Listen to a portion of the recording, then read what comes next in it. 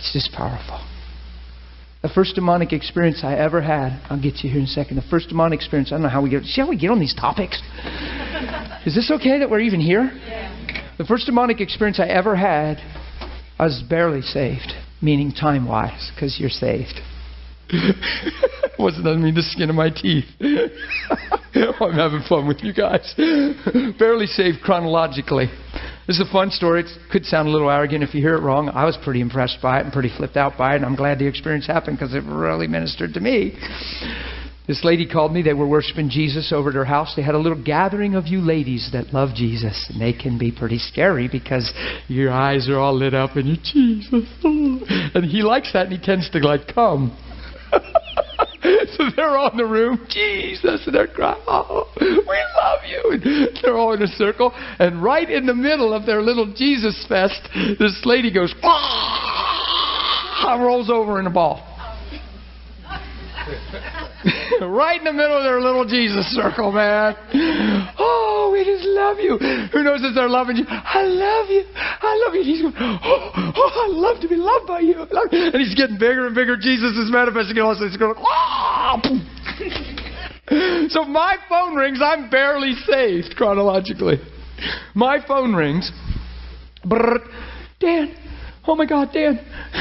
So-and-so's manifested. It's a lady I knew. So-and-so's manifested. What do you mean she's manifested? She's manifesting a devil!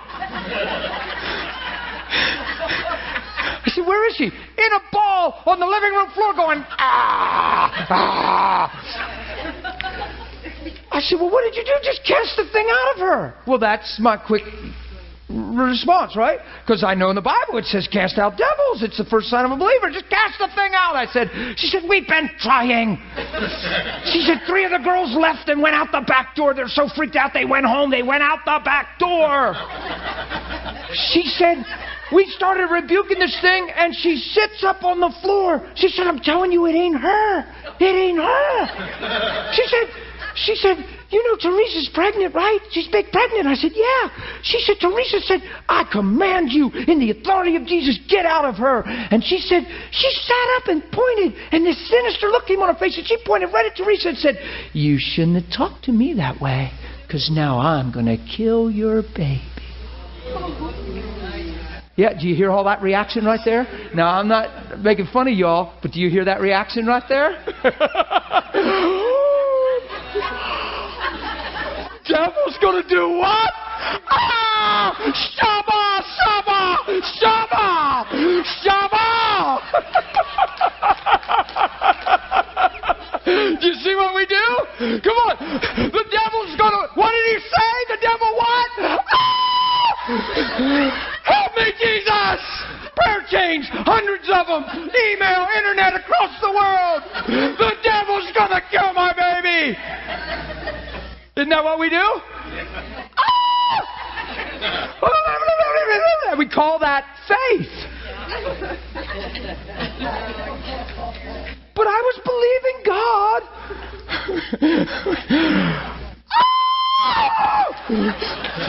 Every day you're feeling for kicking, right? Serious, be real. And when the little baby kicks, oh, thank you, Jesus, thank you, Jesus, thank you, Jesus. Right? Am I being real? But that's what that devil said, because it knows how to get in the heads of people. Because if he can get in your head and you let him there long enough, it'll seep down into your heart. Gets down in your heart, short time be in your mouth. So I said, that's ridiculous. I said, now I've had no devil experience, really demonic experience, really casting out stuff. Now I've learned over the years that I've had a lot more than I realized, because there's snakes in the grass for one thing.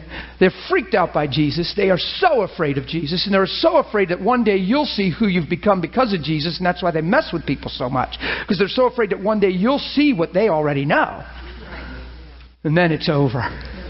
But countless people I've prayed with, like, I'll be like this, it's okay. I've prayed with, and they'll be like, oh. And they don't even know what happened. This is stuff, and you see, and you know, and I don't make a big deal out of it. I just pray. And then if I get discernment on what just happened, I'll speak life in that area, and I'll build them in their truth. But I don't just say, well, you just had this come out. See, we're so deliverance. And then people get devil conscious. I want Christ consciousness. I've watched so many people, things come out of them and go over the years. It's unbelievable. And nobody knows it. But they know something. I don't know what happened, but when you were praying, I don't know. I just had this. I don't know. I felt this. But I don't know. I'm just telling you, I feel better. Yeah, you do. And this is why. And then I'll give them the truth on why instead of, well, that thing had. What had me? You mean I had a... And now they're more vulnerable to devils than they are to the mercy and love of God. You got to change people's eye. You got to get their faith high, right? So this girl, I said to her on the phone, I said, well, listen, the Bible just says to cast it out. She said, Dan, would you just come over here? Well, she's calling me because she sees my zeal. She knows I'm barely saved chronologically. I wasn't full-time pastoring yet. I was just born again in love with Jesus. So I said, just hold the phone over her. I said, let's just pray. And I'm pumped. I'm like, we're going to get this thing, So she's like, probably. She's shook. I said, you foul thing, come out of her. I command you, get out of her. And I could hear her. She said, she got right back on the phone and she said, look, would you just come over here? Because apparently she started whatever she was doing. And she said, would you just come over here? And I said, okay, I'll come over. I'm thinking, well, I don't know what to do. I just have to cast the thing out. So I parked the car. I walked up the house. There's a girl standing at the front door to make sure I knew what was the right house. Old row home like I grew up in the city in. They make them all the same, almost. A little different inside, but the layout's the same. You walk in the front door into what's called a vestibule. There's a door right past it. It's about a 6x6. It's a vestibule. And then a long hallway goes straight upstairs or turns through a doorway into the living area. So she's out at the front door. There's a vestibule. The vestibule door's open. And then you got a long hallway from me to you guys to even get into the living room, right? Watch this. Oh, this is amazing. I hadn't done anything. I hadn't prayed or anything. But this was the strength of my life. Who knows those girls were sincere, they wouldn't have been meeting in the living room worshiping Jesus. Who knows the best they understand? They, from their heart, love Jesus and love the message of the cross and the gospel. Right? But yet they're doing this stuff. They're fearful. 3 of them run out the back. It says a lot right there. Right? There's things we grow in, get built in, established in. Whether we realize it or not, they manifest when needed. There's things being formed in us through communion and relationship. They become your reality before they're even tested. In the sense of when you get thrown in it, it defends. Because watch, you'll get this. I go up the stairs, and I think I shared this in the last school just because we got on this topic. It's a grace thing. It's knowing who you are. It's an authority thing. It's not a do this, and this, and then you'll get this. It's a be to be empowered to do. I'm walking up the steps and the girl's at the door and she goes, this is my first experience. Real experience of a real, right? Like, you say, man's voice is coming out of ladies. You got a real thing going on, right? That's what people think, But this was real. It was like a movie. It was like a movie. I get to the door and the girl's looking and she went, oh my gosh. I said, what's going on, honey? She said, I just heard her in there yelling out. I just heard her. I said, well, what? It's okay. She said, no, didn't you hear what she said? And I said, well, no, I was on the porch. I'm just coming in. She's standing in the long hall. Here, about the end of their table, is the living area, and she's laying about where that first sign is in the house back there. There's a solid wall, no windows. She's laying there. Guess what she said? Oh, no, Jesus is here.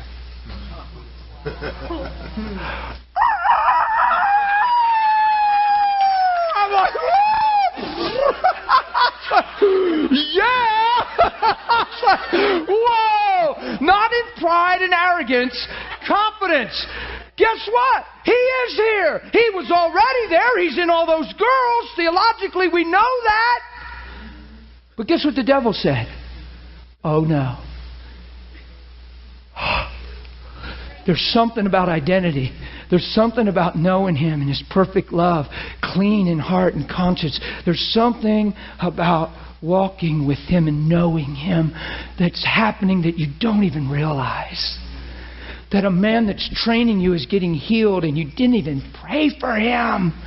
A man that's a chain smoker doesn't smoke anymore because he stood 10 feet away and listened to you talk to another man. And he calls you in the morning freaked out because he didn't smoke since that moment and doesn't know what's going on. And you go to his house and teach him and he gets saved and you give him a Bible and baptize him in his bathtub. Real stories, guys. There's a lot of them. Oh, there's a lot of them. There's something about knowing. Not struggling and trying and just knowing. I go up the steps. Oh no, Jesus is here. That's a good one. I'm feeling pretty right now, baby. Did you ever go to a barnyard and the old rooster meet you on the lane? There's big cows and horses, but he rules the place. He's out there. He's checking out the truck. You know, he's like...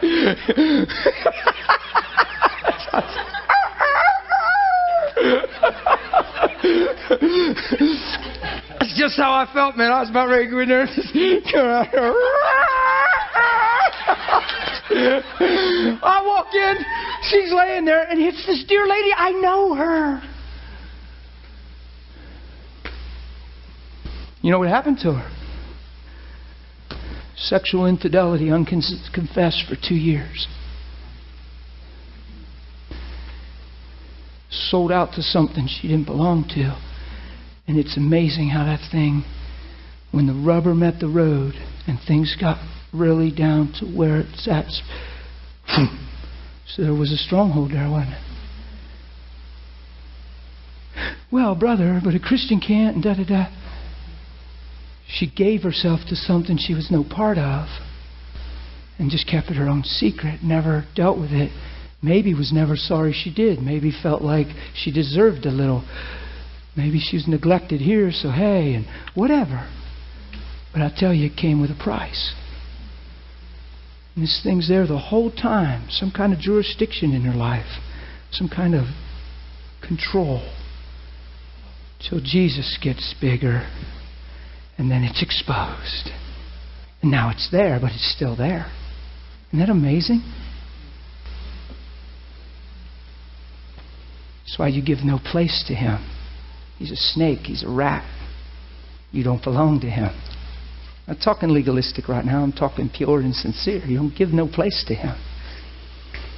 He's a loser. I promise he's a loser. So I was already encouraged. Who knows I was encouraged? So I kneeled down and I said, hey, honey. I called her by name. I want you to look up at me. I figured she's just going to look at me and talk to me. She said, no, I'm not looking at you. And I thought, whoa, that is not sweet little so-and-so. She's bent up, curled up.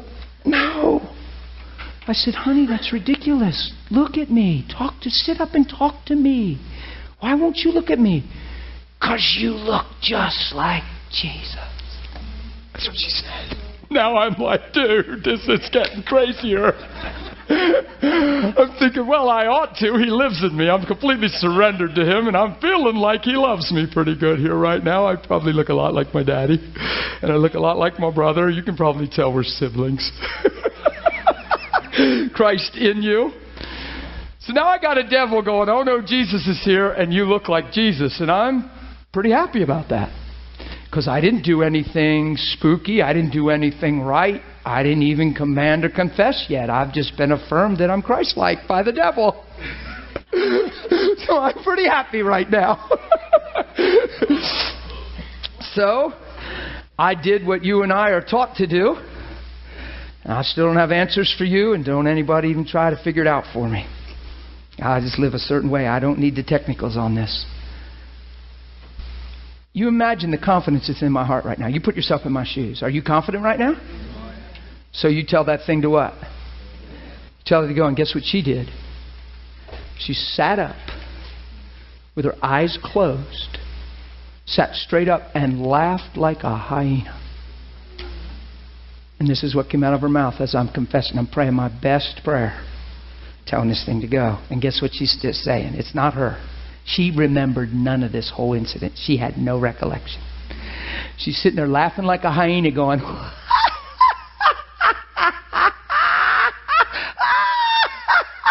while I'm praying my authority prayer for it to go. It's just howling in my face. And here's what it said. Here we go again. How many times do I have to go through this one?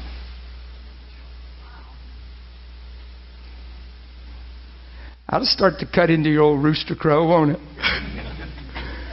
And in my heart I said, God, you have to help her. This thing sees you in me. I don't have knowledge. I don't know what I'm doing. I just know you said cast him out, and this thing's got to go. It is not. So I didn't let it totally shake me. It made me draw on God. And it said, I said, listen, you are coming out of her. And I made the mistake and started getting a little conversation with it. I don't encourage you to do that because they're liars. It's silly. Why would you even talk to them? And it said this to me. It said, I'm not coming out. I've been here a long time and I'm going nowhere. It's exactly what it said, with her eyes closed the whole time. And I said, oh no, you are coming out. And that was just me building back up in a confidence. And I'm looking in my heart, and here's what Holy Spirit said. There's no technique on this. It's follow the Holy Spirit. Who knows that there was an infidelity? I found out later. Who knows there was something unconfessed? I found out later. Who knows there was something violating the conscience? I found out later. Here's what Holy Spirit said. I didn't understand. It's not a method to casting out devils, but I follow Holy Spirit. Isn't it amazing? They're legalists. The thing already saw Christ in me. It already acknowledged that it didn't want to look at me because I looked like... I'm pumped, but yet when I said boom, this thing's laughing like a hyena and mocking. And Holy Spirit said, Dan, I want you to sing this song right now. And I'm like, okay. I sang the song. Guess what the song happened to be? Her favorite spiritual song that made her feel close to God. Is that amazing or what? How many songs are out there? Dan, sing this song. So I start singing the song. Because Jesus told me to. It sounded good. My voice even sounded good on this one. I sound being funny. Well, it wasn't funny, but I'm trying to be. Stick to preaching the gospel, bro. I sing the song, and guess what's happening?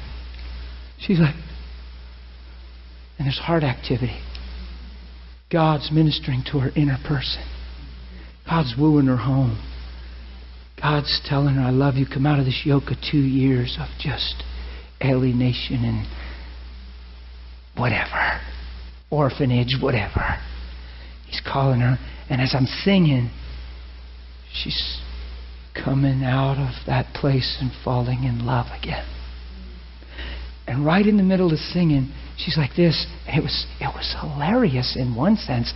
This devil's still there. And this is what happened. I'm going to try to act it out exactly like it happened. She's sitting there. She went, this is not working. And I'm thinking, this is so working.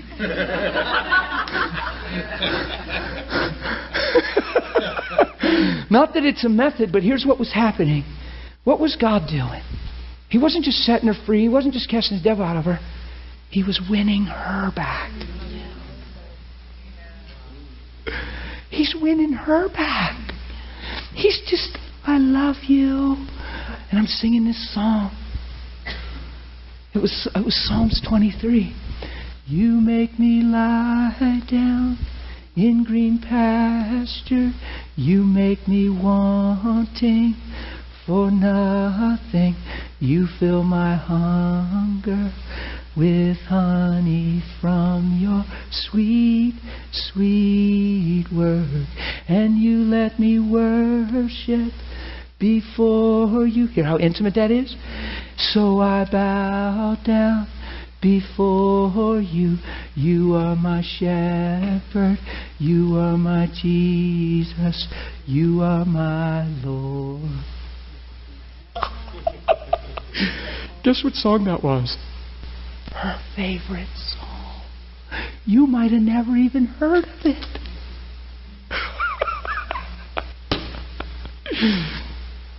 This thing starts losing, her heart's coming home. Inside, guess what's happening?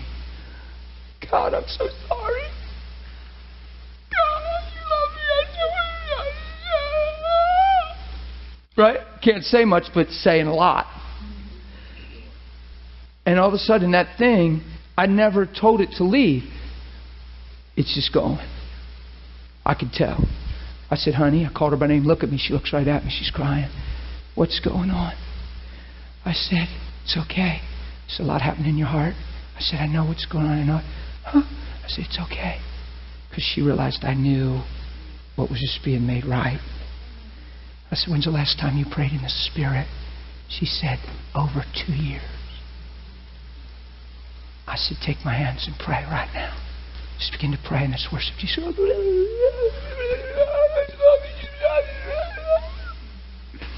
I looked over at the pregnant one. Honey, did you get afraid when that thing pointed to you and said that? She starts crying immediately. Why? Because that's still in her mind, isn't it? I said, fear has no place in you. He's a liar. He's a threatener, an intimidator. And you see now he has no power here in the scene. I said, honey, your baby's fine. Will always be fine. And you are blessed. And I just spoke life. I didn't rebuke nothing. I just spoke life. She hugged me. And all the girls that were remaining, minus the 3 that ran out the back door. Watch what they did. They sat down crying. Sat down crying and said, God's speaking to our hearts that we need to let Him become more real to us and receive His love. This isn't principles. It's not just scriptures we're living by. He's our Father.